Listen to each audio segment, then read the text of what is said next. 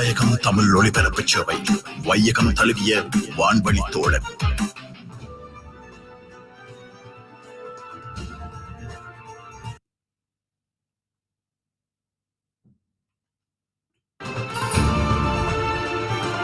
நீங்கள் கேட்டுக்கொண்டிருப்பது தாயகம் தமிழ் ஒலிபரப்பு சேவை.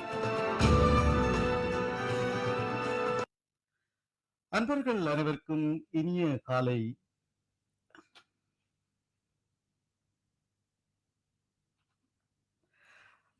அன்பர்கள் அனைவருக்கும் இனிய வணக்கம். மீண்டும் ஒரு இனிய பொழுதில் உங்கள் அனைவரையும் சந்திப்பதில் மட்டற்ற மகிழ்ச்சி.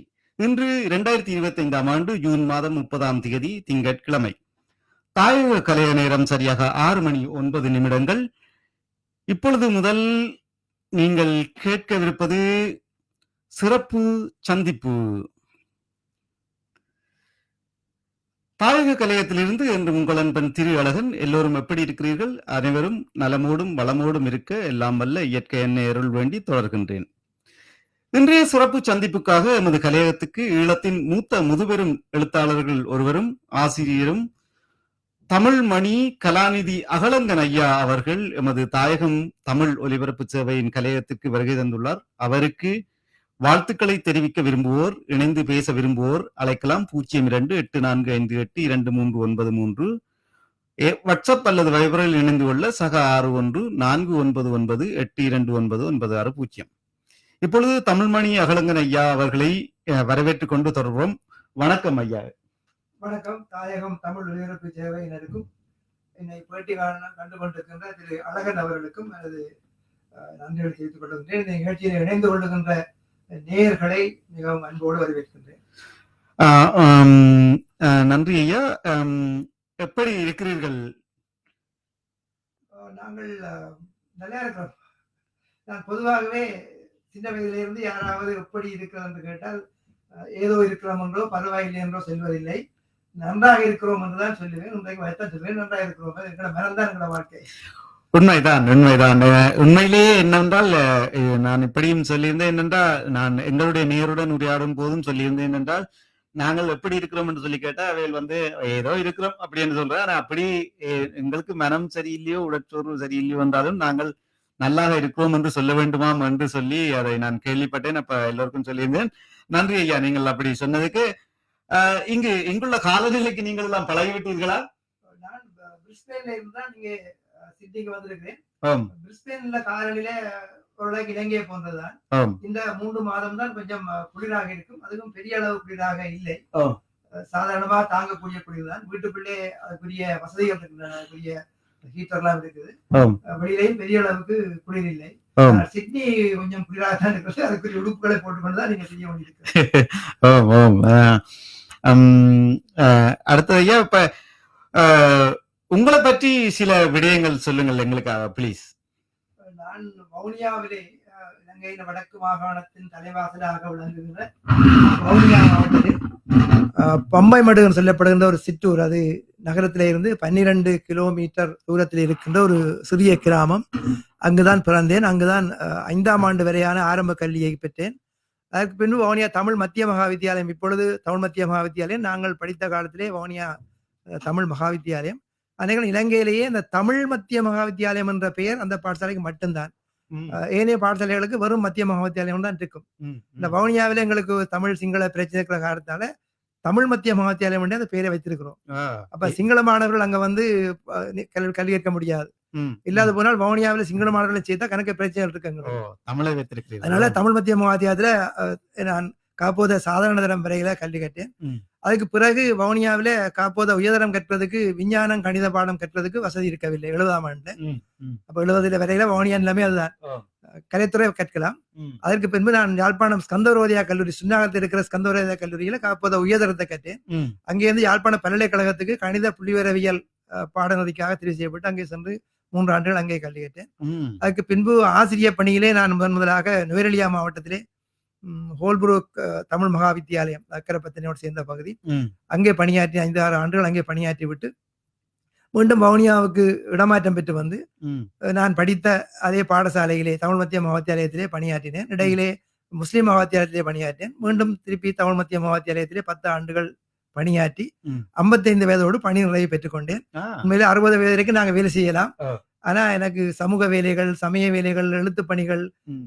ஏராளமான பணிகள் இருந்த காரணத்தினால ம். 55 வயதிலேயே ஓய்வு பெற்று விட்டேன். இந்த ஆ. பாடசாலைக்கு சென்றா முதல் ஆளாக பாடசாலைக்கு செல்லுவேன் ஆசிரியர் பணி செய்யும் ஓ, பொழுது. ஓ. கடைசி ஆளாகத்தான் வெளியிலே வருவேன். இரவு பகலாக மாணவர்களை பற்றி சிந்தனை தான். ம். அதனால எங்களுக்கு வெளி வேலைகள் செய்ய முடியாது. ஆ. அதனால ஓய்வு பெற்று விட்டேன். சூப்பர் சூப்பர் ஐயா. உண்மையிலே நீங்கள் ஒரு அந்த காலத்தில இருந்து ஒரு அர்ப்பணிப்போட தான் இயங்கி இருக்கிறீர்கள். அம்மா இதுக்கெல்லாம் உங்களுக்கு பூரண ஒத்துழைப்பு வழங்கினாவா? அவரோட பெயரே பூரணேஸ்வரி தான். புரியன். அப்ப பூரணம் என்ற சொல்லுக்கு அவ சரியா அமைஞ்சிருக்குது. ம். அவ உண்மை. யாழ்ப்பாண பல்கலைக்கழகத்துல எனது அடுத்த தொகுதி மாணவியாக ம். பொருளியல்ல சிறப்பு பட்டம் பெற்றவர். எக்கனாமிக்ஸ் ஹானர்ஸ் செய்தவர். ம். எழுத்து துறையில இந்த இலக்கிய துறையில அவருக்கு ஆர்வம் இருந்தது. ம். ஒரு சிறப்பு என்னவென்றால் அவ தொழிலுக்கு போகையில எங்களுக்கு அவ உத்தியோகம் பார்க்கறதுக்கு வாய்ப்பு கிடைக்கல. ம். நாங்க நேரடியால படிப்பிக்கல 2 பிள்ளைகளும் பிறந்து விட்டார்கள். ம். பிள்ளைகளை பார்க்கிற முக்கியமான பணி இருந்தது. ம். அப்ப எனக்கு பிள்ளைகளை வேற யாரையும் வச்சு வளர்க்க பண்றதுக்கு எனக்கு விருப்பம் இல்லை. ஓ. எங்களோட பிள்ளைகளை முழுமையா நாங்களே தான் வளர்க்க வேணும். அதனால அவ வேலைக்கு போக இல்லை. உண்மை. அப்ப அவ யூனிவர்சிட்டியில பல்கலைக்கழகத்துல வேகமாக பேராசிரியர் விரிவுரை ஆற்றும் பொழுது ம். குறிப்புகள் எழுதி பழக்கப்பட்ட காரணத்தினால ம். நான் சொல்ல எழுதி கொள்ளுவா. ஓ. அப்ப எனக்கு அதுதான் மிக பெருசா வாய்ச்சதுன்னா நான் சொல்றவங்களுக்கு எழுதிடுவா. ம். அதுக்கு பிறகு அதை நாங்க செம்மப்படுத்திக் கொள்வோம். ஓகே. ம். அதனால கவிதையில மட்டும்தான் பெருமளவுக்கு நான் எழுதுவேன். மற்ற எல்லாம் சொல்ல எழுதுறது. ஆ. அதனால ஒத்துழைப்பு. உண்மையிலே அப்ப அம்மாவும் உங்களுக்கு ஒரு பூரண ஒத்துழைப்பை வழங்கியதால் தான் உங்களுக்கு இப்படி ஒரு மிளிர்ந்து வரக்கூடிய மாதிரி இருந்திருக்கிறது என்ன? நிச்சயமாக அப்படி இல்லாட்டி செய்ய முடியாது. ம். 2 பேரும் வேற வேற துறைகளா இருந்தா ம். 2 மாடுகளும் 2 பக்கத்துக்கு இழுத்தா வண்டியில ஓடாது. அது சரியா. அப்ப ஒரே துறையில ஓடினபடியா ஓடணும். இந்த நேரத்துல அம்மாவுக்கும் அந்த நன்றியை செய்து சொல்லிக்கொண்டு, மற்றது நீங்கள் நிறைய புத்தகங்கள், கட்டுரைகள், நாடகங்கள், பாடல்கள், கவிதைகள், சிறுகதைகள் என பலவற்றை எழுதியிருக்கிறீர்கள். இவையெல்லாம் எது உங்களது ஆரம்ப காலத்திலே உங்கள் மனதில் எழுத தூண்டியது? ஏனென்றால் நீங்கள் சொல்லியிருக்கிறீர்கள் பம்பை மடுவை புறப்படமாக கொண்டவர் என்று சொல்லி. ஆனா இந்த 70ஆம் ஆண்டு என்பது 70ஆம் ஆண்டிலே நீங்கள் எழுத தொடங்கியிருக்க பம்பை மடுவில் 70ஆம் ஆண்டு என்பது ஒரு ஒரு ஆச்சரியம். அந்த இடத்திலிருந்து நீங்கள் எழுந்து வருவது என்பது ஒரு சேற்றில் முளைத்த சிந்தாமரை போன்றது அந்த நேரத்திலே. அப்ப நீங்க எப்படி அந்த நேரத்திலே எழுத தூண்டியது? எப்படி நீங்கள் அப்படி அதிலிருந்து எழுந்து வந்தீர்கள்? நான் பிறந்த கிராமம் மன்னார், வவுனியா நகரத்திலிருந்து மன்னார் வீதியில இப்ப உள்ள கணக்குப்படி சொன்னா 8 கிலோமீட்டர் தூரம் போய் பம்பமடி சந்தின்ற இடத்துல இருந்து 4 கிலோமீட்டர் காட்டு பாதையால போக வேணும். அங்க பஸ் ஒன்றும் ஓட இல்ல, பேருந்து ஒன்றும் இல்ல, சைக்கிள் மோட்டார் சைக்கிளும் இல்லாத காலம், சைக்கிள் வண்டியில் தான். அங்கதான் ஆரம்ப கல்வியை கற்றது. அப்ப அந்த இடத்துல படிச்சாக்கள்னு சொல்லி யாரும் இருக்கல. எங்கட வீட்டுல எங்கட அண்ணா ஒரு ஆள் கலை பட்டதாரியாக படிச்சிருக்கிறார். அவரும் யாழ்ப்பாணத்தை படிச்சுதான் கலை பட்டதாரியா வந்தவர். அடுத்தது நான் அதுக்கு பிரதான் வேறையாக படிச்சினோம். அப்ப அந்த அந்த காலம் எங்கட அப்பாவுக்கு கொஞ்சம் பழந்தமிழ் இலக்கியத்துல ஈடுபாடு இருந்தது. அப்ப அவருக்கு பள்ளங்கள்ல பெருசா படிக்கிறதுக்கு வாய்ப்பு கிடைக்கல. அப்ப அவர் நிறைய புத்தகங்கள் என்ன செய்வாருன்னா, காவலுக்கு வயல் வேலை செய்யறதுங்கிற தொழில் விவசாயம். அப்ப வயல்ல காவலுக்கு போனால் அங்க குளிருக்காக நெருப்பு மூட்டுறது, பண்டி காவல் நெருப்பு மூட்டுறது, அந்த வெளிச்சத்துல ராமாயணம் பாரதம் எல்லாம் படிச்சிருக்கிறேன். அதை எங்களுக்கு சொல்லி தருவார். அதனால எங்களுக்கு சின்னல இருந்து வீட்டுல எல்லாருக்குமே அந்த ஆர்வம் இருந்தது. அதுல இருந்தா எனக்கு அந்த இலக்கிய ஆர்வமே வந்தது. ஓகே. நீங்கள் அந்த அதனால தான் இந்த வாலியின் கதைகள் எல்லாம் எழுதி இருக்கிறீர்கள் என்ன? அப்பாட்ட கம்பராமாயணத்தின் 2-3 காண்டங்களை வச்சிருக்கிறார். 6 காண்டத்துல. அதுல கிஷ்கிந்தா காண்டம் மட்டும் முழுமையாக இருந்தது. எங்கட அண்ணா பேராதனை பல்கலைக்கழகத்துல படிக்கக்குள்ள கிஷ்கிந்தா காண்டத்துல ஒரு பகுதி, வாலிவதப்பட ஒரு பகுதி தான் படிச்சவன்.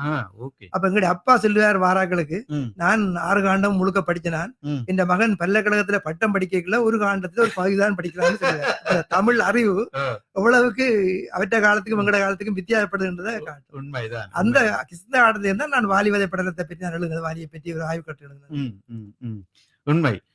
உண்மையா சந்தோஷமா இருக்கிறது. உண்மையிலே அந்த அப்பாவின் வழி அம்மாவின் வழியில் அப்படியே இருந்து வந்ததுதான் உங்களிடம் இருந்து வந்திருக்கிறது என்று உண்மையிலே கேட்கும்போது சந்தோஷமா இருக்கிறது. அதே நேரத்துல நீங்க இப்ப அந்த காலத்துல பாத்தீங்கன்னா நிறைய புத்தகங்கள், மாத சஞ்சிகள் எல்லாம் வெளிவந்திருக்கின்றன. ஆனால் இப்போது குறிப்பாக வடக்கு கிழக்கு பகுதியில இப்படியான புத்தகங்கள் வருவதில்லையே. இதுக்கு என்ன காரணமாக இருக்கும்? இதற்கு நாங்கள் எப்படி அதனை மீண்டும் உருவாக்குவதற்கு முயற்சி எடுக்கலாம்? நான் 2 விஷயத்த சொல்ல வேணும். ஒன்று, எங்களுக்கு இலக்கிய ஆர்வம் வந்ததுல இன்னொரு காரணத்தை சொல்லி நான் கூட கேள்விக்கு பதில சொல்றேன். நாங்கள் மார்கழி மாதம் எங்களுக்கு பாடசாலை விடுமுறை காலமா இருக்கும். இப்ப போல தனியார் கல்விக்கு போற பழக்கம் ஒன்றும் இல்ல, தனியார் கல்வி நிறுவனங்களும் இல்ல, முழுக்க பள்ளிக்கூடத்துலதான், வேற ஒரு வசதியும் இல்ல. அப்ப அந்த 1 மாத லீவு காலத்துல, விடுமுறை காலத்துல நாங்கள் வயல்ல போயிட்டு களை பிடுங்குவோம் வயலுக்குள்ள. அப்ப நாங்கள் இருக்கிற வீடு 8 ஆம்பளை பிள்ளைகள், எல்லாரும் 6 ஆம்பளை பிள்ளைகள் 2 பொம்பளை பிள்ளைகள். பொம்பளை பிள்ளைகள் வயலுக்கு போறது இல்ல, 6 ஆம்பளை பிள்ளைகளும் அப்பாவோட சேர்ந்து வயலுக்கு போவோம். இப்ப களை பிடுங்கைக்குள்ள அப்பா என்ன வேணா ஒரு பாட்டை படிச்சு போட்டு, பாட்டுன்னா கடைசியில வர சொல்ல முதல் சொல்ல கொண்டு பாட்டு படின்னு கேட்பேன். அதுதான் இந்த லலிதாவின் பாட்டுக்கு பாட்டு பிற்காலத்துல அப்துல் ஹமீத் செய்தது. அதே மாதிரி தான். அப்ப நாங்கள் பழந்த விளைக்க பாட்டு தான் படிக்கிறது. அப்ப நாங்கள் அந்த சொல்ல வச்சு ஒரு பாட்டு படிப்போம், இல்லாட்டி அப்பா படிப்பேன். அப்ப அதுக்காக நாங்கள் அந்த பாடல்கள் எல்லாம் பாடமாக்க வலிக்கிட்டோம். முழுக்க படிக்கணும். முடிக்கிற சொல்ல அடுத்த அந்தாதி மாதிரி முடிக்கிற சொல்ல முதல் சொல்ல கொண்டு அடுத்த பாட்டு படிக்கும். அப்ப அதுல எங்களுக்கு நிறைய பாடல்களை நாங்களே தேடி தேடி படிச்சு பாடமாக்கினாங்க. அது அந்த வகையில இலக்கியம் வந்தது.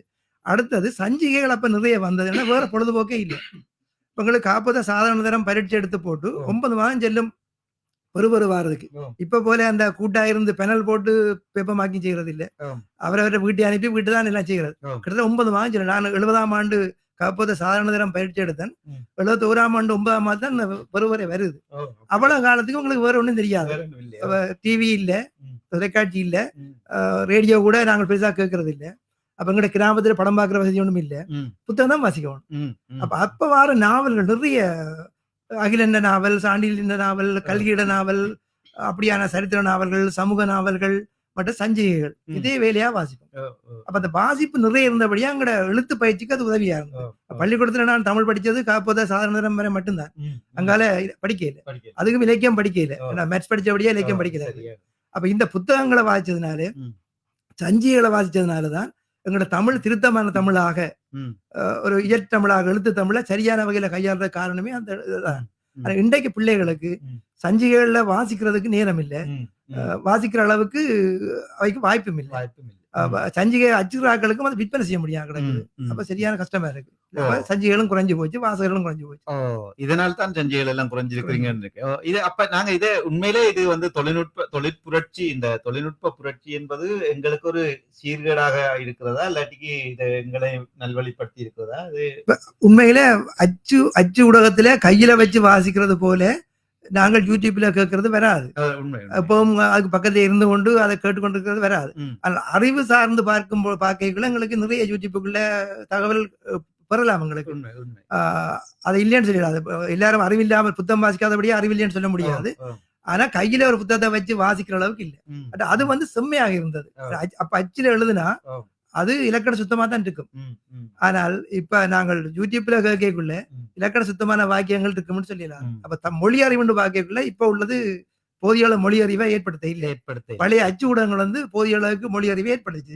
இப்ப யாழ்ப்பாணத்துல சுண்ணாகத்தில் இருந்த திருமகள் மச்சகம்னு சொல்லி அழுத்தகம்னு போடுறது நாவலட்ட காலத்திலே அது தொடங்கப்பட்டது. அவையெல்லாம் ஒரு அச்சு புத்தகம் செய்தோம்னா ஒற்று எழுத்துப்புல வராது. இப்ப நாங்கள் இவ்வளவு கஷ்டப்பட்டு செய்தாலும் 54 புத்தகம் நான் செய்திருக்கிறேன். எப்படி செய்தாலும் எங்கேயாவது அந்த அச்சு பிசாசு எங்கேயாவது வந்துடும்.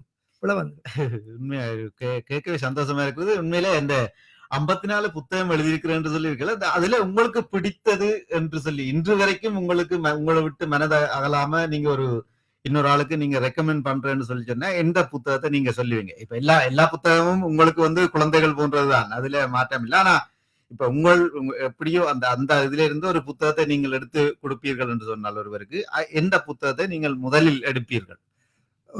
உண்மையில எனக்கு பெரிய அளவுக்கு என்ன பிரபலப்படுத்தினது, புகழ் என்ற சொல்ல பயன்படுத்த நான் விரும்பல. என்ன பெரிய அளவுக்கு பிரபலப்படுத்தினது வாலி கொலைச்சரமும் கள்ளிச்சரமும் என்ற அந்த ஆய்வு கட்டுரையை நான் வாலி என்ற பெயர்ல புத்தகமாக்கினோம். அது 3 பதிப்பு கண்டது. அது பட்டிமண்டபங்களுக்கு எல்லாம் போறார்கள் அந்த புத்தகத்தை கட்டாயமா வாசிக்கணும். கம்பராமாயணத்து வாலியை பற்றிய விஷயங்கள் ஒரு சர்ச்சையான விஷயம். அது அந்த விவாத திறமையே எழுத்துல கொண்டு வந்தது. அதுல நேரடியாகவே ராமனை குற்றஞ்சாட்டியே நான் எழுதியிருக்கேன். அது ஒரு துணிச்சலான காரியம். ராமர் கடவுளை குற்றஞ்சாட்டி அது ஒரு பெரிய அளவுக்கு என்ன பரவலாக எனக்கு ஒரு வாசகர் கூட்டத்தையும் உண்டாக்கிச்சது, பிரபலத்தையும் உண்டாக்கிச்சது. அந்த புத்தகத்தை நான் சொல்லுவேன். அடுத்தது இலக்கிய சரம் என்ற புத்தகம், பெரிய புத்தகம். சங்க இலக்கியத்தில இருந்து வைரமுத்து வரையான பாடல்கள்ல ஓசை இன்பம், சொல்லின்பம், கற்பனை இன்பம் 3 பகுதிகளாக வச்சிருக்கிறேன்.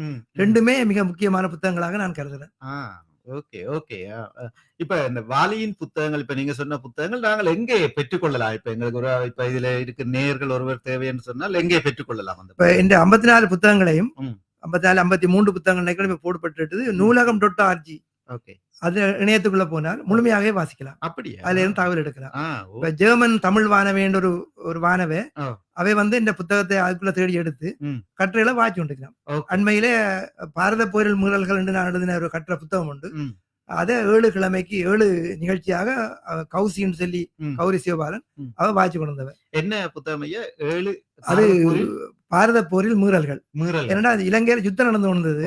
அப்ப யுத்த நிறுத்தம் செய்யணும்னு சொல்லி போட்டு எல்லா கட்சிகளும் அரசாங்கமும் சேர்ந்து யுத்த நிறுத்த ஒப்பந்தம் செய்த காலம், தெம்பு பேச்சுவார்த்தை காலம். அப்ப அவ யுத்த நிறுத்தம் செய்தாலும் கூட அப்பப்ப யுத்த நிறுத்த ஒப்பந்த மீறல்கள் நடந்து கொண்டது. அதே அப்படியே மகாபாரதத்தில் எப்படி யுத்த நிறுத்த ஒப்பந்த மீறல்கள் எப்படி நடந்ததை ஒப்பிட்டு கொண்டு போனார். அதை வாசி கொண்டு போக எங்கட இதுவும் தெரியும் எங்க ஒப்பந்தம் மீறப்படுதுன்னு சொல்லி. மகாபாரதத்துல நிறைய அநியாயங்கள் நடந்தது. அப்ப அது நல்ல பெரிய வரவேற்பா இருந்தது. தொடர் கட்டுரையா எழுதுன்னு நான் முரசொலி வாரமல்ல, அதுக்கு பிறகு புத்தகமாக்கினார். அதை அப்படியே கௌசி ஜெர்மன் தமிழ் வானவையில வாசி கொண்டவர். இப்பவும் சங்கமும் தமிழரும் ஒரு புத்தகத்துல அதுல நான் ஒரு கட்டு எழுதி இருக்கிறேன், சிங்கப்பூரை சொக்கபுரியாக்கிய தமிழ் புலவர் என்று சொல்லி. அது நல்ல கட்டுரை, அதை அப்படியே வாசிக்கலாம். அந்த தமிழ் புலவர் சொல்றார், ஒரு நாட்டுல உள்ள மக்களின் நல்லொழுக்கத்துக்கு அரசுதான் காரணம், அம்மா அப்பா இல்ல, ஆசிரியர்கள் இல்லன்னு சொல்லி. அது நான் சொல்றது என்னென்றால், இலங்கையில கலவரம் வந்தது, தமிழர்கள் மட்டுமல்ல சிங்களவர்களும் கலவரம் செய்தனர். அப்ப தமிழற்ற தாய்தப்பனும் பிள்ளையானாக்கள் இல்ல, சிங்கள ஆக்கள் தாய்தப்பனும் பிள்ளையானாக்கள் இல்ல, ஆசிரியர்களும் பிள்ளையானாக்கள் இல்ல, அரசுதான் பிள்ளை. அத்தனை அரசுகளும் பிள்ளை விட்டு சிங்கப்பூர்ல எந்த கலவரத்துக்கும் இடம் இல்லை. ஏன்னா அரசு மக்களோட தேவைகளை மக்கள் சொல்ல முதலே தெரிஞ்சு வச்சு நிறைவேற்று. அதனால சிங்கப்பூர்ல பல கலாச்சாரம், பல மதம், பல மொழி, ஆனா ஒற்றுமையா இருக்கு. அதை ஒப்பிட்டு எழுதின கட்டுரை அன்றைக்கு கிட்டல வாய்ச்சா. ஓகே, உண்மையிலே நல்ல விஷயம். இப்ப இந்த நேரத்துல நீங்கள் உங்களுடைய கவிதைகள் கட்டுரைகளை எல்லாம் ரேடியோவில் வாசிக்கிறேன்னு சொல்லியிருந்தீர்கள். உண்மையிலே இந்த நேரத்துல உங்களிடம் ஒரு அனுமதியையும் பெற்றுக் கொள்ள முடியுமா? நாங்களும் உங்களுடைய ஆக்கங்களை எடுத்து எமது ரேடியோவிலும் பயன்படுத்தலாமா? தாராளமா. நாங்கள் பொது வழியில கொடுத்துட்டோம் என்றால் அதுக்கு பிறகு எங்கள்கிட்ட அனுமதி பெறணும்ன்றது வேண்டும் இல்ல. இப்ப எந்த நாட்டிய நாடகங்கள் இருக்குது, நாடகங்கள் இசை நடன பாடல்கள் புத்தகம் வெளியிட்டார். அதுல உள்ள பாடல்களை எடுத்து கனவேர் நாட்டியம் பழக்கி கொண்டிருக்கணும். பக்தி பாடல்கள் ஒரு புத்தகம் வெளியிட்டார், அதுல இருந்தும் செய்யணும். மட்டும் இந்த கட்டுரை தொகுப்புல இருந்து எடுத்து செய்யணும். எந்த விருப்பம் என்னென்றால் எனக்கு தெரிவிச்சா சந்தோஷப்படுவேன், அவ்வளவுதான். எனக்கு கிடைக்கிற சந்தோஷம் அது ஒன்றுதான். மற்றபடி நாங்கள் யாரையும் கட்டுப்படுத்துறது இல்லை, அனுமதி எடுக்கணும். சில பேர் கேட்பணும். அப்ப அது வெளியில வந்தாச்சு. அந்த அப்புறம் அது எங்களுக்கு தொடர்பு நீங்க செய்து கொள்ளுங்க. இல்ல இப்ப என்னன்னா அந்த ராயல்டி என்ற இப்ப ஒரு பிரச்சனை ஓடிக்கொண்டு இளையராஜாவோட பிரச்சனை இல்ல. உண்மையில அவர் செய்த விடயங்கள் இப்ப நாங்க அதுக்குள்ள போக வேண்டாம். ஆனா அவர் செய்தது அவருடைய கலைஞர்களுக்கு ஒரு இதை உதவித்தொகை போக வேண்டும் சொல்லி. ஏனென்றால் இப்ப நவீன தொழில்நுட்பத்துல அவைகளுக்கு அந்த உதவிகள் கிடைக்கவில்லை என்பதற்காக அவர் செய்தன்னு சொல்லுகிறார். ஆனா சரி, நாங்கள் அதுக்குள்ள போக வேண்டாம். இப்ப நீங்கள் இப்படி ஒரு அனுமதியை தந்ததுக்கு நன்றியை சொல்றோம் ஐயா. தாயகம் தமிழ் ஒலிபரப்பு சார்பினாக படைப்பாளின் நோக்கமே தன் படைப்புகள் மக்கள் மத்தியில போகணும்னு சொல்லி. மக்கள் மத்தியில போறதுக்கு எங்களுக்கு வருமானம் பெறணும்னு நாங்க எதிர்பார்க்கலாம். போனா சரிதான், எப்படி போனாலும் போகலாம். உண்மை அதே ஒரு பெருமைதான். அடுத்தது ஐயா, இப்ப நீங்க நுவரெலியாவில வாழ்ந்திருக்கிறேன்னு சொல்லிங்க. அங்க ஒரு பள்ளிக்கூடத்துல நுவரெலியா தமிழ் மகாவித்தியாலயத்திலையும் வேலை செய்தன்னு சொல்லி இருக்கிறீங்களா? அங்கு நீங்க வாழ்ந்த போது நீங்கள் வெள்ளி தமிழ்ச்சங்கம் என்று நீங்கள் ஒன்று நடாத்தியதாக நான் அந்த இதிலே பார்த்திருந்தேன். அதை பற்றி சொல்லுங்கள் ஐயா. நிச்சயமாக அது ஒரு தட்ட வீட்லயும் அப்படி செய்யறது இல்லை. நாங்கள் அங்க குடும்பமாக இருந்த நானும் மனைவியும் 2 பிள்ளைகள், சின்ன பிள்ளைகள். எங்களோட அண்ணாட மகன் காண்டிவன் சொல்லி இந்த பரமோகரனுடைய நண்பர், ஒன்றாக படித்தவர். பரமோகரன் தான் உங்களோட வானொலியில தொடர்படுத்தி விட்டவர். அவர் என்னுடைய ஒரு மாணவன் தான். வவுனியா தமிழ் மகாவித்தியாலயத்துல நாங்கள் தமிழ் மத்திய மகாவித்தியாலயத்துல முற்பகல் செய்யும் பெயர்ல ஒரு நாடகம் செய்தாங்க. அந்த நாடகத்துல அவர் பரமோகரன் தான் கதாநாயகனாக நடித்தவர், தசரதர் வடம் போட்டு நடித்தவர். அப்ப நாங்கள் நேரடியால கற்பிச்ச காலத்துல அந்த அண்ணாட மகனும் எங்களோட இருந்தவர் காண்டிவன் சொல்லி பிள்ளைகள தமிழ் அறிவையும் உணர்வையும் வளர்க்கறதுக்காக வெள்ளிக்கிழமையில ஒரு மணித்தியால கூட்டம் போடுவோம். அதுக்கு பேர் வெள்ளி தமிழ்ச்சங்கம். அப்ப அந்த தங்கத்துக்கு நான் தலைவர், இந்த மனைவி செயலாளர், மற்ற பிள்ளைகள அங்கத்தவர்கள். சில வழியில விருந்தினர்களாக உதவியாக்கள் வருவினோம். குறிப்பாக முரளிதரன் என்று சொல்லி இலங்கையில கல்வி அமைச்சில பெரிய பதவி வைத்தவர். அவர் வேற அங்க இருக்கல. அப்ப நாங்கள் ஏதாவது சிற்றுண்டியும் வச்சிருப்போம். நிகழ்ச்சி தொடங்கக்குள்ள எங்களோட மகள் தேவாரம் பாடி தொடங்குவா. பிறகு நிகழ்ச்சி முடிய கிடையாது அவன் நித்யா போயிருவா, சின்ன பிள்ளை. மகன் தேவாரம் படிச்சு முடிப்பார். இடையில திருக்குறளை பற்றி ஒரு குரலை சொல்லி நான் அதுக்கு விளக்கம் சொல்லுவேன். அதுக்கு பிறகு பிள்ளைகள் தாங்கள் ஆயத்தப்படுத்தின நிகழ்ச்சிகள் எல்லாம் செய்வேன். செய்து அப்படியே தொடர்ந்து ஒவ்வொரு வெள்ளிக்கிழமையும் செய்தோம். ஒவ்வொரு வெள்ளிக்கிழமை. அதுக்கு பேர் வெள்ளி தமிழ் சங்கம். பிறகு நாங்கள் வவுனியால வந்த பிறகும் அப்படி கொஞ்ச காலம் செய்து நாங்கள் பிறகு வவுனியா சூழல்ல ஏலா போயிட்டு அது நல்ல ஒரு பாட்டு ஒன்று போட்டிருந்தாங்க. அதுக்கு பாட்டு உண்டு. அன்பினாலே குடும்பம் நடத்தும் அன்றில் பறவைகள், அம்மா அப்பா அன்றில் பறவைகள், அந்த கூட்டு குஞ்சுகள் நாங்கள் தென்றல் பறவைகள், பொதிகை தென்றல் பறவைகள் என்ன அந்த பாட்டு முடிச்சா போகும். அப்ப பிள்ளையெல்லாம் பாட வாங்கி பாடுங்க. இந்த வெள்ளி தமிழ் சங்கம் வெள்ளி தமிழ்ல உண்ணும் உணவை 4 பேரும் பகிர்ந்து உண்ணுவோம், உடுக்கும் உடையை கூட நாங்கள் மாற்றி கொடுப்போம், துன்பம் வந்த இன்பம் என்ற போதில் நாங்கள் மகிழ்ந்து துள்ளுவோம், துன்பம் என்ற போதும் ஒன்றாய் சேர்ந்து கொள்ளுவோம், ஒற்றுமையே எங்கள் உயிர்க்கு உறுதுணை மூச்சு, ஒழுங்குமானம் உடலில் ஓடும் உதிரமும் ஆச்சு, பாரில் இந்த குடும்பம் போல வேறு இல்லையே என்று பலரும் போற்ற வாழ்வோம் வாழ்வோம் பன்னெடுங்காலம். இது அந்த பாட்டு கீதம் மாதிரி குடும்ப கீதம். அப்ப பிள்ளையெல்லாம் பாடமாக்கி சொல்லுங்க. உண்மையிலேயே சூப்பர். உண்மையிலேயே அந்த ஒரு ஒரு ஒரு ஒரு தமிழ் சங்கம் உண்டு அதுக்கு ஒரு பாட்டு எழுதி அதை எல்லோரும் பாடமாக்கி அதுவும் ஒரு அதிலேயே ஒரு நிறைய அர்த்தங்கள் இருக்கிறது. பட் நாங்கள் வெள்ளிக்கிழமைகள்ல ஒரு குடும்பத்துக்கு கட்டாயமா சொல்ல வேண்டிய அறிவுரை, வெள்ளிக்கிழமையில நாங்கள் கட்டாயமாக பின்னேரத்துல தீபம் விளக்கு கொளுத்தி சாமி கும்பிட்டு அங்க இது சாம்பிராணி புகையெல்லாம் போட்டு அப்ப எல்லா இடமும் போடுவா. வீட்டுல அந்த நேரம் யாரும் வந்தா அவைக்கும் கொண்டு போய் தீவ தட்டையும் காட்டி அவையும் எல்லாம் தொட்டு கும்பிட்டு போட்டு இருப்பினோம். அப்புறம் வீடப்பம் ஒரு மங்களகரமாக இருக்கு. பிள்ளைகளுக்கு ஒரு பழக்கமா இருக்கும். இப்ப பிள்ளைகளுக்கு பெற்றாரோ ஆசிரியரோ படிப்பிச்சதை வச்சுக்கொண்டு பிள்ளை வளர்றது இல்லை. அவர் பழக்க வழக்கத்தை பார்த்தா வளர்றது. என்ன விலங்குகள்ல இருந்து வந்த மனிதன் விலங்குகள் வாயால சொல்லி கொடுக்கறது இல்லை. ஒரு சிங்கத்தை பார்த்து குட்டி சிங்கமும் அதே போல வேட்டையாடும். அது போல மனுஷருக்கும் பெற்றார் செய்யறதை பார்த்துதான் அல்ல ஆசிரியரை பார்த்தா பிள்ளை வளரும். அதுதான் முக்கியமானது. சொல்லி கொடுத்து செய்யறது குறைவு. உண்மையிலே ஒரு அருமையான கருத்து. உண்மையிலே இந்த பெற்றோரை பார்த்துத்தான் பிள்ளைகள் வளர்கின்றன என்று சொல்லியிருக்கிறது உண்மைதான். உண்மையே இந்த பெற்றோர்கள் உண்மையிலேயே அவர்கள் என்ன செய்கிறார்களோ அந்த விடயத்தையே பிள்ளைகளும் செய்கிறார்கள் என்று சொல்லியிருக்கிறார். உண்மையில் நன்றி. அதே நேரத்துல இப்ப நீங்க வெள்ளி தமிழ்ச்சங்கம் என்று அந்த அந்த தமிழ்ச்சங்கத்துக்கு வச்சிருக்கிறேன். இப்ப என்னன்னா எல்லோரும் போன இடங்கள்ல எல்லாம் இப்ப சிட்னி தமிழ்ச்சங்கம், மற்றது மலேசிய தமிழ்ச்சங்கம், நுவரெலியா தமிழ்ச்சங்கம், இலங்கை தமிழ்ச்சங்கம் என்றுதான் வச்சிருக்காங்க. ஆனா நீங்கள் வெள்ளி தமிழ்ச்சங்கம் என்று வைத்ததுக்கு என்ன காரணம்? அது வெள்ளிக்கிழமையில கூடுறபடியா வெள்ளி தமிழ் வெள்ளிக்கிழமையில கூடுற சங்கம். இப்ப நாங்கள் அனைமான கோயில்கள்ல பேசுற பொழுதும் சரி அல்ல மேடைகள்ல பேசும் பொழுதும் சரி நான் ஒன்றை முக்கியமா சொல்லுவேன் என்றால் வீட்டுல குடும்பம் ஒற்றுமையா இருக்க வேணும். அது எங்களுக்கு உலகத்துல இன்றைக்கு ஒற்றுமையான குடும்பங்களை காணா கிழக்கு தான் பெற வேணும். அதான் ஒற்றுமையான குடும்பங்கள். அந்த ஒரு ஆளுக்கு ஒரு ஆள் அர்ப்பணிச்சு வாழுகிற தியாகம் செய்து வாழுகின்ற அந்த குடும்ப அமைப்பை கட்டி காத்து சீராக வாழுகின்ற வாழ்க்கை குறிப்பாக தமிழர் வாழ்க்கைன்னு சொல்லலாம். அப்ப வீட்டுல ஒரு நேர சாப்பாட்டையாவது மனைவி குழந்தைகளோட உண்டாயிருந்து சாப்பிட வேணும் என்பது எங்களோட விருப்பம். இப்ப நாங்கள் எங்களுக்கு மகன் ஆஸ்திரேலியாவுக்கு வந்துட்டார், மகள் திருவண்ணாமலையில் இருக்கிறா, நானும் அவன் தான் தனியா வீட்டை இருக்கிறோம். ஆனா உண்டாதான் சாப்பிடுவோம்.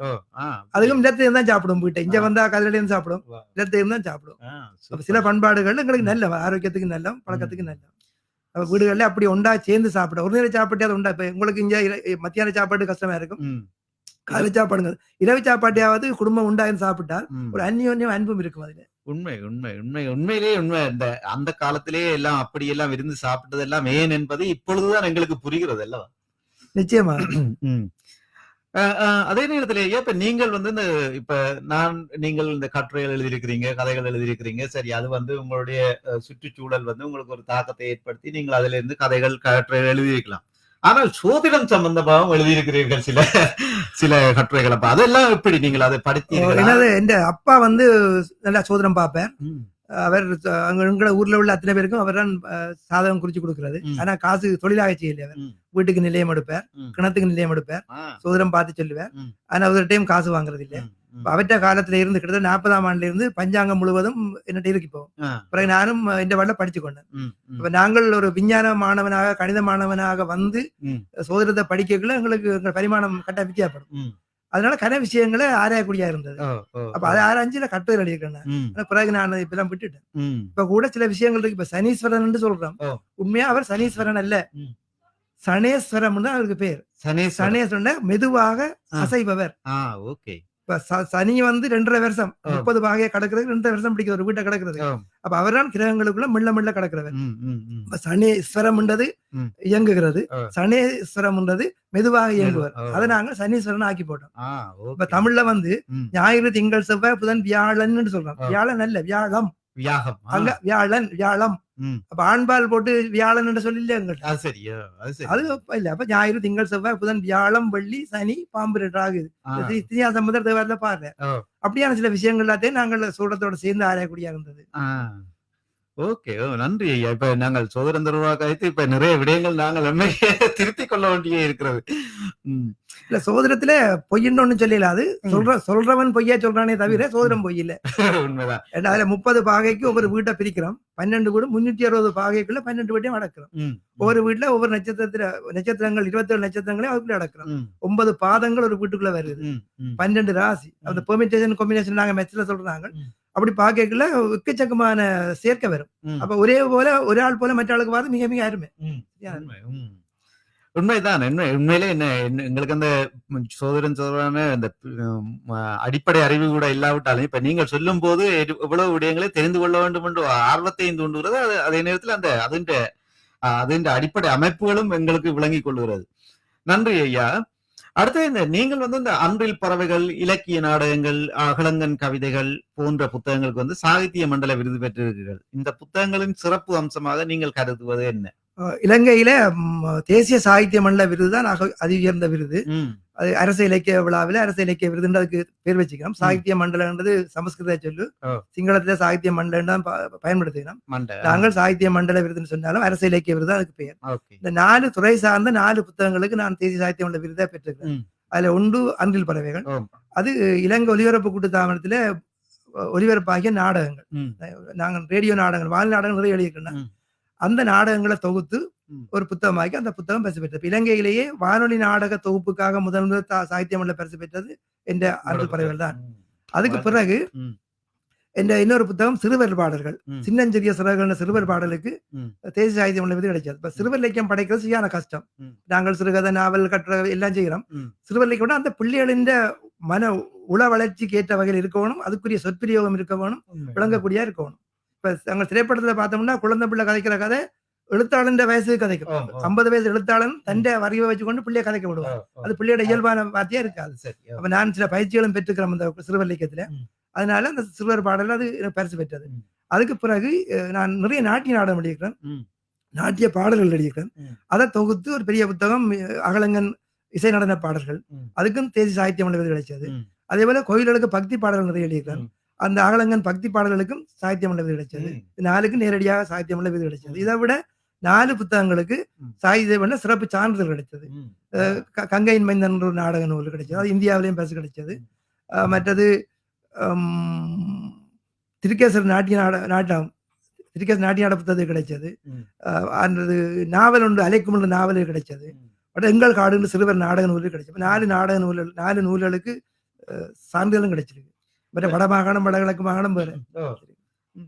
நன்றி ஐயா. இப்ப நீங்கள் இந்த நாட்டிய பாடல்கள் அதுகள் எல்லாம் எழுதியிருக்கீங்க. அப்ப நாட்டியத்திலே உங்களுக்கு ஆர்வம் இருக்கிறதா? நாட்டியத்துல நிறைய ஆர்வம் இருக்குது. திரைப்படங்களை பார்த்து குறிப்பாக நான் சிவகாமி சபதம் நாவல் வாசிக்கிற அந்த காலத்துல வயசுல 15-16 வயசுல கல்கி அந்த சிவகாமி சபதம் நாவல்ல ஆயன சிற்பின்னு ஒரு பாத்திரம், அது கற்பனை பாத்திரம்.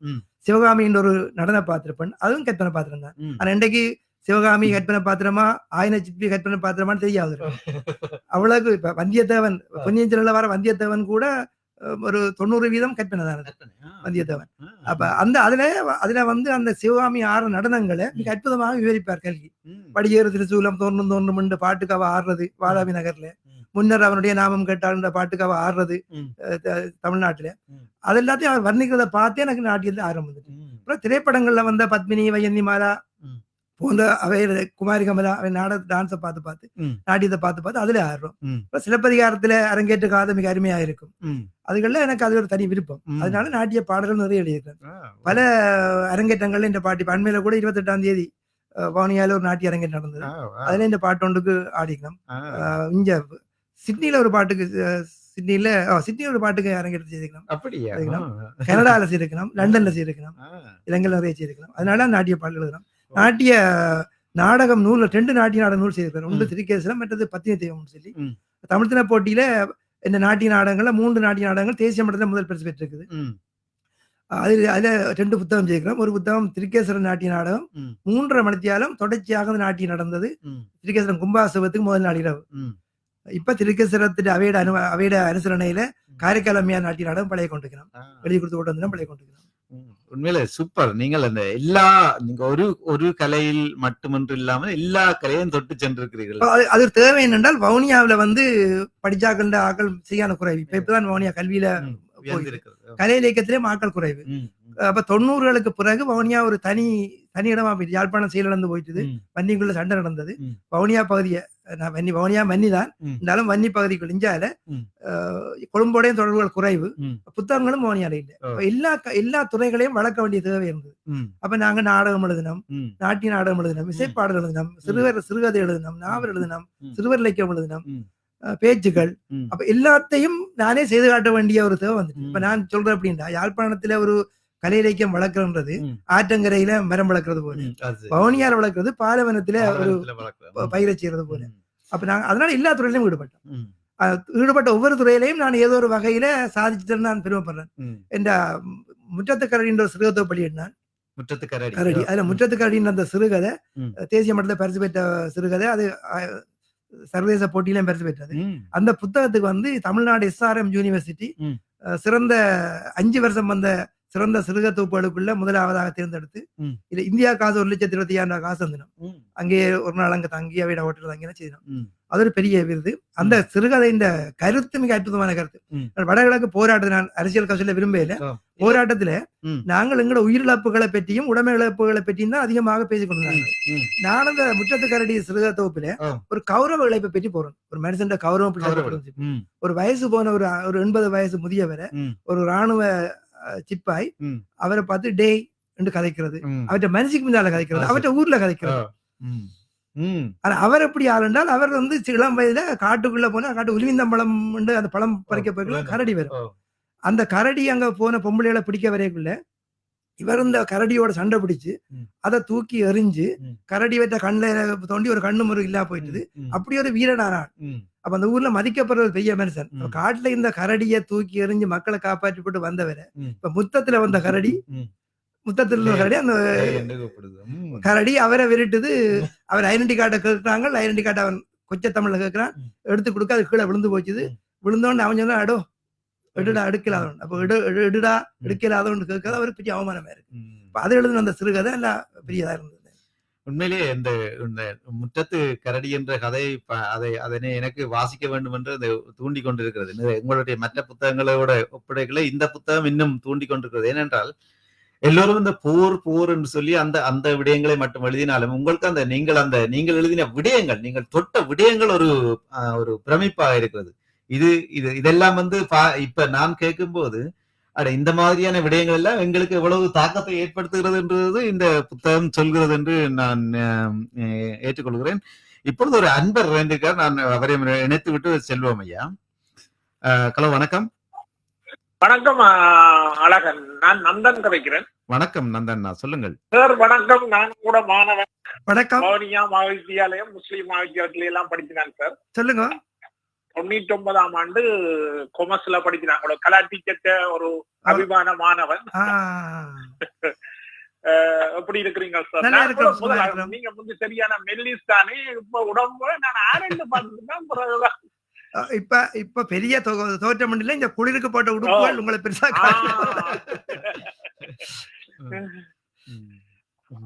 இது இங்க என்ன அலுவலா சார் வந்திருக்கிறீங்க? மகன் பிரிஸ்பேன்ல இருக்கிறார். அப்ப நான் ஆஸ்திரேலியாவுக்கு 3வது தரம் ஆஸ்திரேலியாவுக்கு வந்திருக்கேன். இப்ப 2வது தரம் சிட்னிக்கு வந்திருக்கிறேன். இப்ப வந்த நேரம் பரமோகரனை சந்திக்கக்கூடியா இருந்தது. பரமோகரன் எங்களோட மாணவன், மத்தியாத்தில் தமிழ் மத்திய மத்தியாத்தில் படிச்ச மாணவன் தானே. இப்ப அவர் தான் உடனடியாக படிச்சிருக்கிறேன். என்னடா கூட இங்க 2 புத்தகம் வச்சிருக்கேன். செந்தமிழன் நாப்பழக்கமும் சிறுவர் நூலும். செந்தமிழ் நாப்பழக்கமும் அது பேச்சு, அது மாணவர்களின் பேச்சுக்காக எழுதின புத்தகம். பேச்சு நடையிலே இருக்கும். அது பாடமாக்கி போட்டு அப்படியே பேசலாம். யாருக்கு வணக்கம் சொல்றது, எப்படி முடிக்கிறது, என்ன மாதிரி பேசுறதுன்னா அந்த எழுத்து நடையிலே இருந்தது. அப்ப அதுல ஒரு 16-17 கட்டுரைகள். அது அப்படி நல்ல நல்ல பிரயோசமான புத்தகம் தான் அந்த புத்தகம். சிறுவர் பாடல்களும்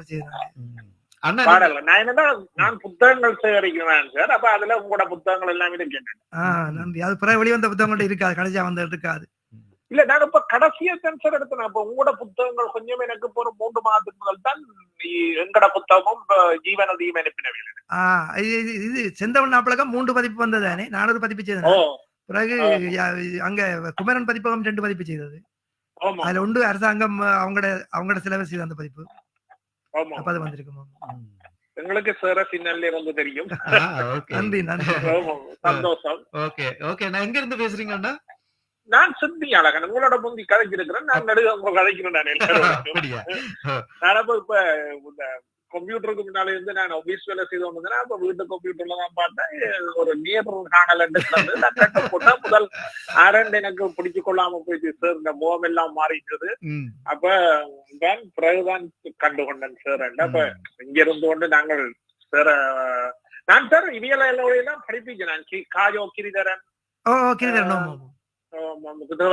டியூஷன்ல எல்லாம் படிப்பிக்கிறேன். கனடாவில இருக்கிறேன்.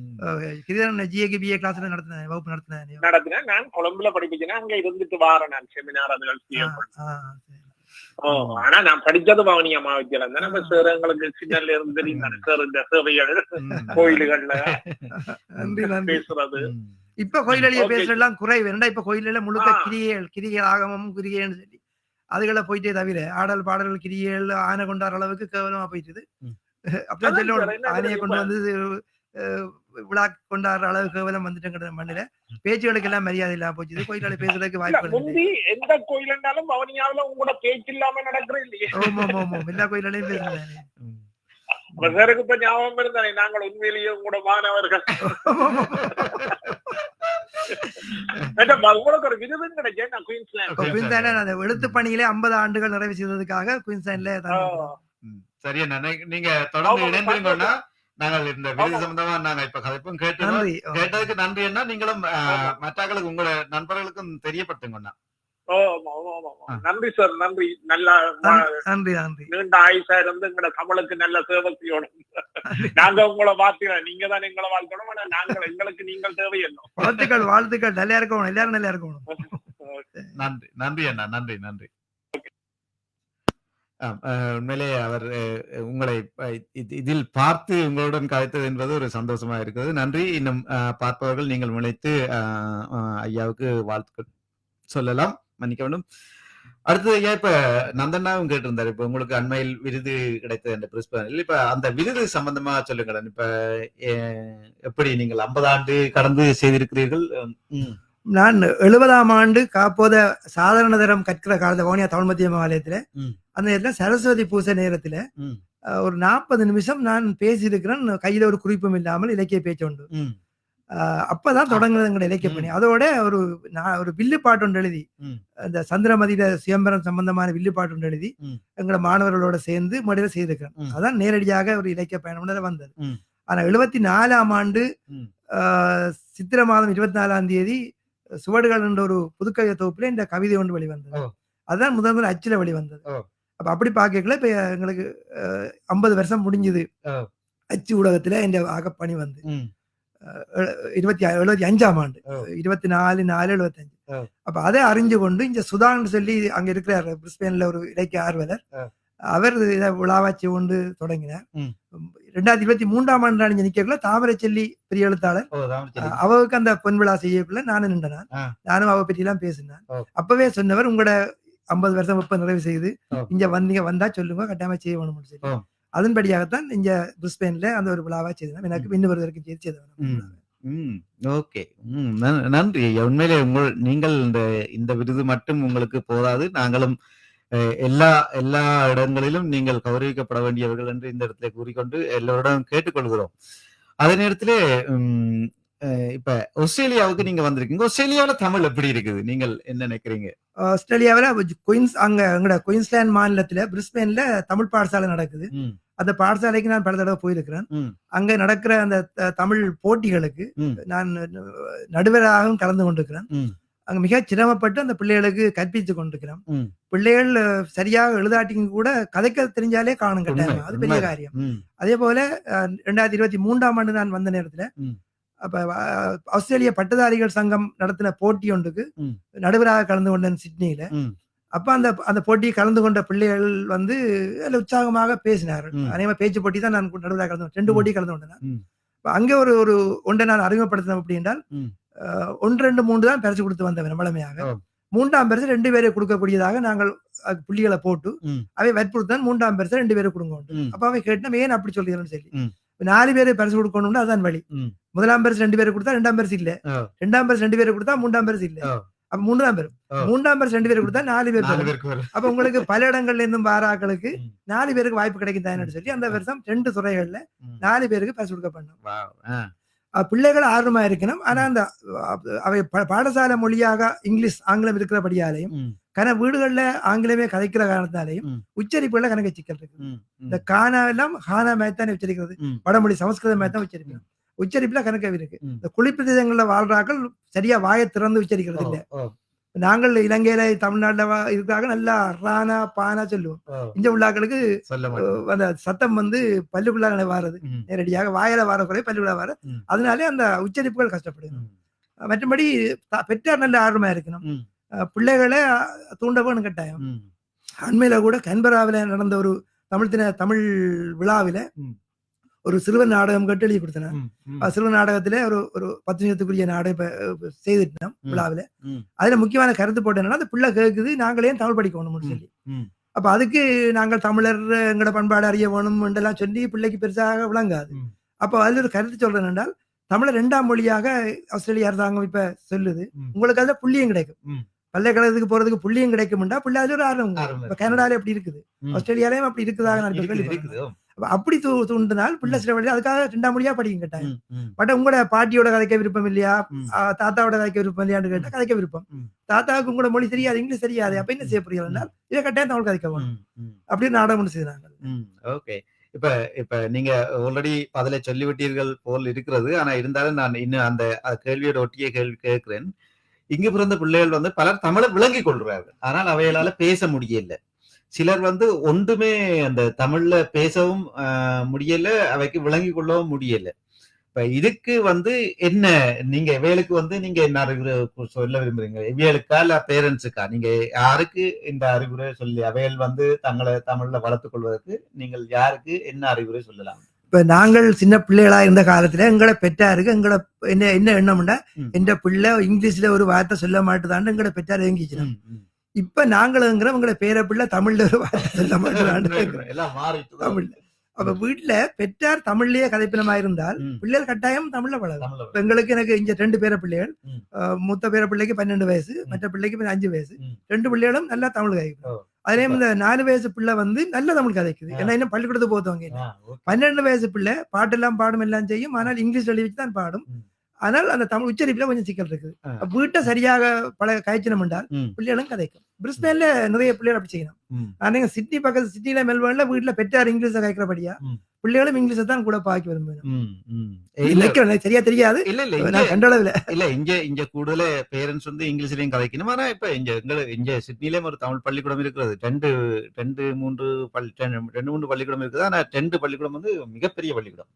ஹோம்பூஸ்ல ஒரு பள்ளிக்கூடம் இருக்குது, வெண்பத்வில்லையும் ஒரு தமிழ் பள்ளிக்கூடம் இருக்குது. 2ம் வந்து வெண்பத்வில் தமிழ் பள்ளிக்கூடத்துல 800 மாணவர்கள், மற்ற ஹோம்பூஸ்ல வந்து 450-500 மாணவர்கள். 2ம் பெரிய நிறைய மாணவர்கள் படிக்கிறார்கள். ஆனால் இருந்தாலும் அந்த எண்ணிக்கை வந்து இங்குள்ள மக்களின் எண்ணிக்கைக்கு அது குறைவு. அப்ப நீங்கள் சொன்னது போன்று இந்த பேரண்ட்ஸ் வந்து நிறைய கதைக்க வேண்டும் என்று பிள்ளைகளோட இங்கிலீஷ் தமிழ்ல கதைக்க வேணும், பிள்ளைகளை திருத்த வேணும். இப்ப நாங்கள் கூட 100% தமிழ் சொற்களை போட்டு கதைக்கிறோம்னு சொல்லிடுறாரு. கிட்டத்தட்ட ஒரு 10% இங்கிலீஷ் சொல்ல கலந்தான் கதைக்கிறோம். தமிழ்நாட்டில 80% கிட்ட இங்கிலீஷ் சொல்ல கலந்து கதைக்கிறோம். சென்னையில அதே இல்ல, அப்படியே இல்ல, என்ன கதைக்கிறோம்னே தெரியாது. ஆனால் நாங்கள் யாழ்ப்பாண தமிழர்கள் அல்லது இலங்கை தமிழர்கள், வடகிழக்கு மாகாண தமிழர்கள் பெருமளவுக்கு தமிழ்லாம் கதைக்கிறாங்க. மலையக தமிழர்களும் பெருமளவுக்கு தமிழ்லாம் கதைக்கிறோம். ஆனா இங்க வந்து பெருமளவுக்கு இங்கிலீஷ் சொல்ல கலந்து கதைக்கவில்லை, அது இங்கிலீஷ் மயமா இருக்கு. பெற்றார் தான் சொல்லிக் கொடுக்கணும் கட்டாயமாக. அப்ப இதுல வந்து பெற்றாருக்கு அந்த ஒரு முக்கிய பொறுப்பு இருக்கிறது, பிள்ளைகளுக்கு தமிழை சொல்லிக் கொடுக்க வேண்டும் என்று நீங்க சொல்லியிருக்கீர்கள். நன்றி ஐயா. இதே நேரத்துல இன்னும் ஒரு கேள்வி, என்னுடைய தனிப்பட்ட கேள்வியாக கூட இருக்கலாம். நீங்கள் வந்து ஆங்கிலத்தில் ஏதாவது உங்களுடைய படைப்புகள் ஏதாவது அமைந்திருக்கிறதா? எங்களுக்கு ஆங்கிலத்துல அவ்வளவு புலமை இல்லை. ம். தமிழோடையே போயிட்டோம். ம். சாதாரணமான உரையாடலுக்கு ஆங்கிலம் தெரியுமே தவிர ம். சரளமான உரையாடலுக்கு எங்களுக்கு அது பழக்கப்பட இல்லை. ஏன்னா நாங்க முழுக்க முழுக்க தமிழ் சூழலே வளர்ந்தோம். அது சரி. படிச்சது தொடக்கம் எல்லாம் படிக்கக்குள்ள இங்கிலீஷ்ல படிச்சா அது பெரிய விஷயம் இல்லை. சரி. ஆனா உரையாடலுக்கு வேணும். அது சரி. அப்ப அதனால எங்களுக்கு இல்ல. அதனால இங்கிலீஷ்ல எனக்கு படைக்க முடியாது. ம். அப்படிங்கிற படைப்புகளை யாராவது மொழிபெயர்த்தா செய்யலாம். ஓ, அப்படியான வாய்ப்புகளே எனக்கு எந்த புத்தகம் ஒன்றும் மொழிபெயர்க்க இல்லை. இப்ப இலங்கையில பாடத்திட்டத்துல எந்த புத்தகங்கள் என்ற ஆக்கம் சேர்க்கப்பட்டது. ம். காப்போத சாதாரண தரத்துல ம். குழந்தையின எனது மனம் குதூகலிக்கும் ஒரு மரபு கவிதை ம். கிட்டத்தட்ட 10 வருஷமாக பாடத்திட்டத்துல இருக்குது. ஆ, 5ஆம் ஆண்டு பாடப்புத்தகத்துல ம். தமிழ் பாடப்புத்தகத்துல ஔவையார் நெல்லிக்கனி ஒரு நாடகம் ம். பாடத்திட்டத்துல இருக்குது. ம். காப்போத உயர்தரம் கர்நாடக சங்கீதம் அதுல ம். மெல்லிசை என்ற பிரிவுக்குள்ள சேட்டுவேல் காட்டினிலே நாட்டினாட வந்த பெண்ணே என்ற ம். பாடல். அது ராமமூர்த்தி விஸ்வநாத் ராமூர்த்தி இரட்டையர்ல ஒரு ராமமூர்த்தி அவர் இலங்கைக்கு வந்த நேரத்துல இசையமைச்ச பாடல். இலங்கை ஒலிபரப்பு கூட்டுத்தாபனம் அதை பத்மலிங்கம் ஜெகதேவ் விக்னேஸ்வரன் பாடி ஒளிபரப்பினது. இந்த பாட்டா? சேட்டுவயல் காட்டினிலே நாற்று வட வந்த பெண்ணே அந்த பாட்டு. சேட்டுவயல் காட்டினிலே நாற்று நட வந்த பெண்ணே. அப்ப அப்படி அது அதிന്റെ பாட்டு தான். அதான் மெல்லிசை பாடலுக்கு பேர் கொடுத்தது. அப்ப அது பாடத்துல அப்படி இருக்குது. ஆனா ஆங்கிலத்துல அப்படி இல்லை. மற்ற மொழிபெயர்ப்புல ஒன்றும் செய்ய இல்லை. நீ யாரா செய்தாதான் பல்கலைக்கழக மட்டத்துல இந்த ஆக்கங்களை தங்களோட டெசிடேஷனுக்கு அவையோட BA கலைப்பட்ட நிறைவுக்காக ஒரு ஆய்வுக்கட்டை சமர்ப்பிக்கணும். அந்த ஆய்வுக்கட்டைக்காக இலங்கையில பல பல்கலைக்கழகங்கள்ல இருந்தும் என்னை பற்றியும் இந்த ஆக்கங்களை பற்றியும் ஆய்வு செய்து அதை கொடுத்திருக்கணும். கொடுத்து பட்டம் பெற்றிருக்கணும். உண்மையிலேயே நல்ல விஷயம் ஐயா. உண்மையிலே என்ன இப்ப ஐயா சொன்னது போன்று யாராவது முடிந்தவர்கள் இந்த ஐயாவினுடைய ஆக்கங்களை ஒரு ஆங்கிலத்தில் எழுத வேண்டும். ஏனென்றால் ஐயாவினுடைய ஆக்கங்கள் நிறைய பல்கலைக்கழகத்திலே மற்றது தமிழ் பாடத்திட்டங்களிலே இணைக்கப்பட்டிருக்கிறது. அதன் முக்கியத்துவம் எல்லோருக்கும் விளங்கும். முடிந்தவரை யாரும் அந்த நல்ல நல்ல விடயங்களை எடுத்து முழுமையாக மொழிபெயர்க்காவிட்டாலும் சில கட்டுரைகளையாவது மொழிபெயர்த்து விட வேண்டும். இதிலே முக்கியமாக நான் எல்லோருடன் கேட்பது அந்த முற்றத்து கரடி சம்பந்தமாக. ஏனென்றால் முற்றத்து கரடி அந்த சொல்லும் விடயம் ஐயா எடுத்திருக்கிற அதில் சொல்லப்பட்ட விடயம் ஒரு மனிதனுடைய கௌரவ இழப்பு. அது எவ்வளவு மனிதனை பாதிக்கும் என்பது ஐயா சொல்லியிருக்கிறார். ஏனென்றால் அந்த இடத்திலே அவர் ஒரு வீரனாக இருந்தும் அந்த இடத்திலே அவரால் ஒன்றும் செய்ய முடியவில்லை. அந்த அளவுக்கு அவர்களுக்கு எல்லாமே அதிகாரங்கள் இருப்பவர்களிடம்தான் எல்லாம் இருக்கிறது என்று அந்த ஐயா சொல்லியிருக்கார். உண்மையிலே அந்த புத்தகம் ஒரு மொழிபெயர்க்கப்பட வேண்டிய புத்தகமாக இருக்கின்றது என்று இந்த இடத்திலே கூறிக்கொண்டு வேற ஏதாவது நீங்கள் சொல்ல விரும்புகிறீர்களா ஐயா? நாங்கள் இலக்கியம் இன்றைக்கு நிறைய படைப்பாளிகள் உருவாகி கொண்டிருக்கிறார்கள். எங்களோட இணையதளங்கள்ல நிறைய பேர் எழுதினார்கள், சஞ்சிகைகளையும் எழுதுகிறார்கள். ஆனால் அந்த போதிய அளவுக்கு தமிழோட பரிச்சயம் குறைஞ்சவர்களாகத்தான் காணப்படுகிறோம். ஒரு பழந்தமிழ் இலக்கியம் சரியாக தெரியாதவர்களாக. ஏன்னா அதான் எங்களோட வேர். அந்த வேர் சரியாக இல்லாட்டிக்கு மரம் பெருசாக நீண்டாக நிலைக்க முடியாது. ஓரளவுக்கு பழந்தமிழ் இலக்கியத்தை அறிஞ்சிருக்க வேணும். புறநானூற்றில இருந்து அறிய வேணும், இலக்கணம் தெரிய வேணும், தொல்காப்பியத்தில இருந்து கொஞ்சமா தெரிய வேணும், கணக்கு தெரிய தேவையில்லை, ஓரளவுக்கு தெரியணும். நேரடியாக இதுதான் இலக்கணம்னு தெரியாட்டிக்கும் கூட எங்கட உரைநடையில இலக்கணம் இருக்கும் கட்டாயம். அப்ப அதனால நல்ல உரைநடைய பழகிட்டால், நல்ல இலக்கியங்கள் நூல்களை வாய்ச்சி பழகிட்டா அது சும்மா போயிடும். ஏராளமான தமிழ் சொற்களை நாங்கள் இழந்து போட்டோம். எங்களோட வீட்டுக்கு நான் பேர் வச்சிருக்கிறேன் தமிழ் அதர். அதர் என்ற சொல்லி கணக்கு பேருக்கு தெரியாது. இன்னைக்கு நாங்க வீட்டுக்கு காற்று வாரதுக்காக ஒரு துவாரம் வைக்கிறோம். துவாரம்னா தமிழ் சொல்லி இல்ல, அத ஜன்னல் சொல்றோம். ஜன்னல் தமிழ் சொல்லி. சாளரம் சொல்ல பாவச்சினம். கம்பன் சாளரம் தான் பயன்படுத்தான். சாளரங்கள் தோறும் சந்திரோதயம் கண்டாருன்னு சொல்லி மணிமகலையிலையும் சாளரம் தான் வருது. ஆனா சாளரம்ன்றது கூட தமிழ் சொல்லித்தானு எனக்கு சந்தேகம். ஆனால் அதுக்குரிய தமிழ் சொல் என்னென்றால் அதர். கால் அதர். கால்ண்டா காற்று. காற்று வருகின்ற வழி கால் அதர். அது புறநானூற்றுல வரும், அகநானூற்றுலயும் வரும். காற்றுல உள்ள வழிகளை மான் அதர், மான் செல்லுகின்ற வழி மான் அதர். அதே போல கால் அதர் காற்று வருகின்ற வழி. அப்ப காலத்துல சொல்ல நாங்கள் வந்துட்டோம். அப்ப எங்களுக்கு இப்ப எங்களுடைய தலைமுறை அடுத்த தலைமுறை ஆராயக்குள்ள தமிழாக்கள் வீட்டுக்கு காத்து வாரதுக்கு வழி வைக்க இல்லையா? ஏன்னா ஜன்னல் எங்கிட்ட சொல்லி இல்ல, சாளரம் எங்கிட்ட சொல்லி இல்ல, துவாரம் எங்கிட்ட சொல்லி இல்ல, வைக்கலான்னு கேட்க எஸ்கிமோ ஊர் நாங்க வாழ்ந்தோமா? நாங்க வச்சுக்கிறோம் காலதர். அப்படி ஒரு சொல்ல இலக்கைக்குள்ள எங்கட பண்பாடு, கலாச்சாரம், நாகரிகம் எல்லாத்தையும் இழந்து போகும். அதனால சொல்லுகளை திருப்பவும் மீட்டெடுக்க போகணும். அது எவ்வளவுக்கு மட்டும் எடுக்க போனாங்க. நன்றி ஐயா. உண்மையிலே நிறைய கருத்துக்களை நீங்க சொல்லியிருக்கிறீர்கள். இது அனைத்தும் எனக்கும் எமது சந்ததிகளுக்கும் ஒரு படிப்பினையாக அமைய வேண்டும், அமையும் என்ற நம்பிக்கையுடன் இந்த சிறப்பு சந்திப்பின் நிறைவு பகுதிக்கு வந்திருக்கிறோம். உங்களது பிஸியான நேரத்திலும் தாயகம் தமிழ் ஒலிபரப்பு சேவைக்கு சேவையின் கலையகத்திற்கு வந்து எமது நேயர்களுடன் உரையாடியமைக்கு மிக்க நன்றிகள் ஐயா. இதே நேரத்துல பரமவரன் அண்ணாவுக்கும் நன்றிகளை சொல்ல வேண்டும் என்றால் அவர் இப்படி ஒரு ஒரு பொக்கிஷத்தை எங்களுக்கு கூட்டிக் கொண்டு எமது தாயகம் தமிழ் சேவையின் ஊடாக ஒரு ஒரு பேட்டி செய்வதற்கு உங்களை கூட்டி வந்ததற்கும் அவருக்கும் ஒரு நன்றி. அதே நேரத்தில் அம்மாவுக்கும் ஒரு நன்றி. ஏனென்றால் அம்மாவும் வந்து அம்மாவின் துணை இல்லாது நீங்கள் இல்லை என்று முதலே சொல்லியிருக்கீர்கள். அம்மா உங்களுக்கு ஆக்கமும் தொடர்ந்து உங்களுடன் சேர்ந்திருந்து உங்களுக்கு ஆக்கத்தினை வழங்கியதால் உங்களால் இவ்வளவு படைக்க முடிந்தது என்று சொல்லியிருக்கிறீர்கள். இது எல்லாமே இல்ல இந்த ஒரு கதைக்காக இல்லை, இலக்கியத்துக்காக இல்லாமல் ஒரு குடும்பத்துக்கே ஒரு நிறைய கதைகளை சொல்லியிருக்கிறீர்கள். நீங்கள் இப்ப சொன்ன விடயங்களில் இருந்தே நிறைய விடயங்களை சொல்லியிருக்கிறீர்கள். ஒன்று, வெள்ளிக்கிழமைகளில் எல்லோரும் ஒன்றாக இருந்து சாப்பிட வேண்டும் என்று சொல்லியிருக்கிறீர்கள். அது கீழே இருந்து சாப்பிட வேண்டும் என்று சொல்லியிருக்கள். ஒரு நேரமாவது ஒன்றாக இருந்து உணவு அருந்த வேண்டும் என்று சொல்லியிருக்கள். இதெல்லாம் வந்து அந்யோன்யத்தை உருவாக்கும் என்று சொல்லியிருக்கிறீர்கள். அதே நேரத்தில் உங்களுடைய மனைவி அம்மா வந்து எப்படி உங்களுக்கு உறுதுணையாக இருந்திருக்கிறார். அவரது உறுதுணை இல்லை என்று சொன்னால் உங்களால் இவ்வளவு பாதையை கடந்து வந்திருக்க முடியாது என்று சொல்லியிருக்கிறீர்கள். உண்மையிலே இதெல்லாம் வந்து எங்களது வாழ்க்கைக்கே ஒரு படிப்பினையாக, அதை எங்களுக்கு ஒரு பாடமாகவும் எடுத்துக்கொள்ளக்கூடியதாகவும் இருக்கிறது. அப்படி நீங்கள் அந்த கருத்துக்களையும் படிப்பினைகளையும் எங்களுக்கு தந்ததுக்கு மிக்க நன்றி ஐயா. நன்றி. ஒரே விஷயத்த நான் இறுதியாக சொல்ல போறேன். ரஷ்யாவின் மிகப்பெரிய எழுத்தாளர் டால்ஸ்டாய், எல்லாரும் கேள்விப்பட்ட பேர், மகாத்மா காந்தியினுடைய ஆதர்சமான எழுத்தாளர் என்று சொல்லப்படுறவர் டால்ஸ்டாய்.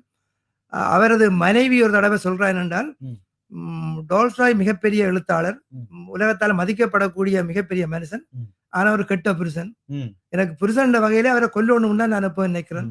ஒரு பொழுது நான் புருஷன் வகையில நான் அவரை மதிக்க மாட்டேன்னு சொல்லி அவர் சாக கிடைக்கக்குள்ள எல்லாரும் சொல்லிக்கணும் அவர்கிட்ட நீங்க ஒருக்கா போய் பார்த்தா என்னடா சொல்ல, எனக்கு பாக்குற பிரச்சனையில போய் பாக்குறேன்னு சொல்லி. ஆனால் அவர் சொல்றார், அவள் வந்தாள் என்றால் கொஞ்சம் பிந்தி போற உயிர் முதலே போயிடும், அவள் வர வேண்டாம்னு சொல்லி. அப்ப அப்படியே ஒரு படைப்பாளியின் மனைவிக்கும் இருந்த உறவு எங்களோட குடும்பங்களில் இருக்கக்கூடாது இல்ல. ஆனா பல இடங்கள்ல படைப்பாளிக்கும் மனைவிக்கும் உள்ள உறவுகள் சரியான வகையில இல்ல. ஆனா அப்படி இல்லாமல் படைப்பாளியையும் புருஷனுக்கு மேலால படைப்பாளியை மதிக்கணும், படைப்பாளிக்கு மேல புருஷனை மதிக்கணும். அந்த படைப்பாளியும் தன் மனைவியையும் தான் படைக்கிற ஒரு ஐடியல், ஒரு யதார்த்தமான இல்ல, ஒரு சிறந்த பாத்திரமாக நினைச்சு வாழ்ந்தால் அந்த குடும்பம் சிறப்பாக இருக்கும். அது முக்கியமான விஷயம். எனவே இந்த நிகழ்ச்சியை, இந்த உங்களோட தாயகம் ஒலிபரப்பு சேவை நிகழ்ச்சி நடத்துனர்களுக்கும், என்னை பேட்டி கண்ட அழகன் அவர்களுக்கும், என்னை இந்த நிகழ்ச்சியிலே கலந்து கொள்வதற்காக ஏற்பாடு செய்து அழைத்து வந்த எனது மாணவன், பெருமையா இருக்கு இப்ப மாணவன் சொல்லிக்கல, நான் நேரடியாக அவருக்கு வகுப்புல பாடம் நடத்த இல்லை. நாங்கள் போட்ட நாடகத்திலே அவர் பிரதான கதாபாத்திரத்துல கதாநாயகனாக தசரதராக நடித்தவர் கம்பீரமாக. அப்ப எங்களை வீட்டையெல்லாம் வந்து போவார். எனது மனைவிக்கும் அவர் பழக்கம். அவர் எங்களை ஏற்பாடு செய்ய கொண்டிருக்கிறார். ஏனைய மாணவர்களையும் சந்திக்கிற கண்டிக்கு ஏற்பாடு செய்திருக்கிறார். சந்தோஷமா இருக்குது. மனைவியும் இந்த நிகழ்ச்சியில கலந்து கொள்ள நேரம் வந்திருக்கிறார். எல்லாருக்கும் நன்றியை சொல்லி, இடையில கேள்வி கேட்டு என்னோட உரையாடிய மாணவனுக்கும் மிகவும் நந்தன் அவர்களுக்கும் மகிழ்ச்சியை நன்றியையும் வாழ்த்து தெரிவித்து கொள்கிறேன். என் வயசு 72 வயசு. நாங்கள் இப்ப சொல்லுகிற வார்த்தை எல்லாருக்கும் கட்டாயமா பலிக்க வேண்டும்னா, நான் எனக்கு பேர் அகலங்கன். அகலங்கன்னா களங்கம் இல்லாதவன். இப்ப களங்கம் இல்லாத வாழ்க்கையை வாழுகிறவன் சொல்லுகிற வார்த்தைகளும் களங்கம் இல்லாத வார்த்தைகளாக இருக்கும். அதனால எல்லோரும் சந்தோஷமாக நிம்மதியாக நல்ல வாழ்க்கையை வாழ வேண்டும் என்று வாழ்த்தி விடைபெறுகிறேன். நன்றி, வணக்கம். ரொம்ப நன்றி ஐயா, ரொம்ப நன்றி. உண்மையிலே இந்த அகலங்கன் என்ற பெயருக்கு ஏற்றவாறே நீங்கள் இருக்கிறீர்கள். உண்மையிலேயே நன்றி ஐயா, நன்றி நன்றி நன்றி.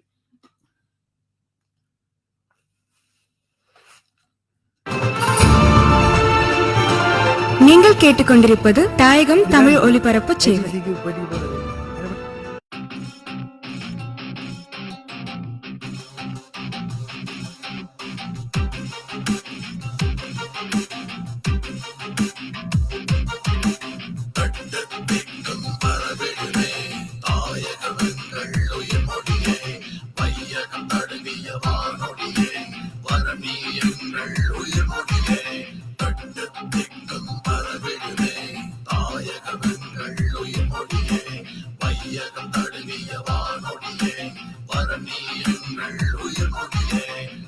தாயகம் தமிழ் ஒலிபரப்பு சேவை வையகம் தழுவிய வான்வழி தோழன்.